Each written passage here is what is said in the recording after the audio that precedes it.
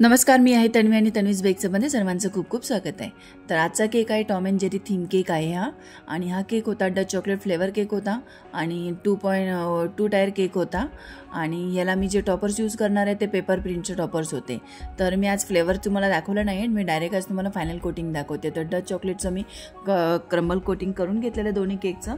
जो आणि हा केक बनवलेला मी डाऊनला ठेवणार आहे तो 1 kgचा आणि टॉपला ठेवणार आहे तो ½ kgचा।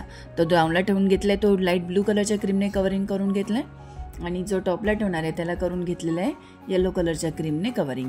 आणि असे दोन्ही केक मध्ये कवरिंग झाले त्यांना मी प्लेनच फिनिशिंग करून घेतलेलं आहे, कारण आपण यावरती नोझल वर्क आणि पेपर टॉपर्स लावून घेणार आहोत म्हणून।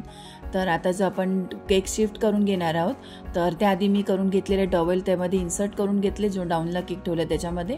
आणि नंतर मी केक शिफ्ट करून घेतला आणि सेंटरला एक डॉबल्स त्यामध्ये स्टक करून घेतले। आणि जे आपण पेपर टॉपर्स आहेत त्यांना मी कटिंग करून घेतलेलं आणि सेलो टेप आणि स्टिकच्या साहाय्याने वरती जो ठेवलेला आहे लावला मी त्याला टॉपर तयार करून घेतला आणि बाकीचे फक्त असेच कटिंग करून त्यांना स्टिक करून घेतलेलं आहे।